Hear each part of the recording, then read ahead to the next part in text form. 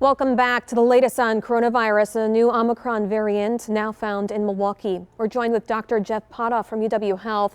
Doctor, thank you for being here. I want to start by talking about Omicron variant. What do we know so far about how severe and contagious it is to other variants? Yeah, I'd say we don't yet have conclusive data, but we have more data than we did just a couple of weeks ago. I think one thing that's looking to be true is that Omicron is going to be a bit more contagious than even the Delta variant, so it'll be easier to spread.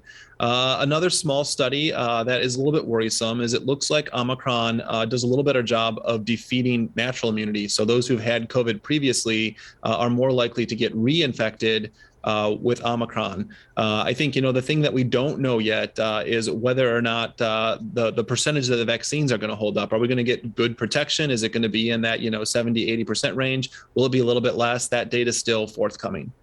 And I hear that it lingers in your body for a little bit longer, and I think that that's what you were talking about. Do you think that it will still be picked up by tests if you get tested for COVID-19?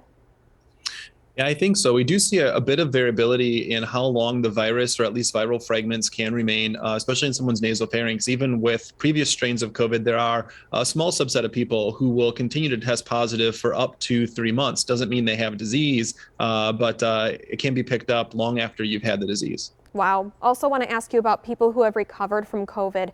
How much immunity do you think people have compared to people who have gotten the vaccine?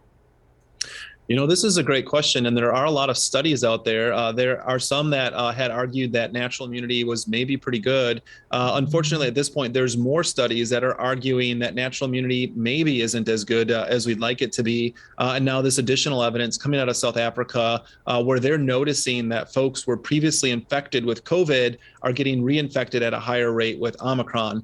So a little concern about how well natural immunity is going to hold up against this new variant. Interesting. And COVID-19 cases and hospitalizations are up right now. What do you think is driving that increase? I hear a lot of doctors saying it's still Delta variant.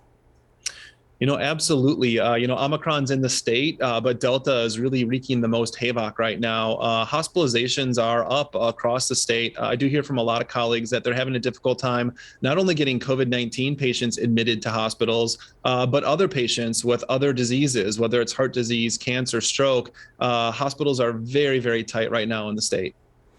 I know we might sound like a broken record, but wash your hands, and thank you so much for joining us this week. It's really important to get the word out and to know facts of what's going on. Thank you for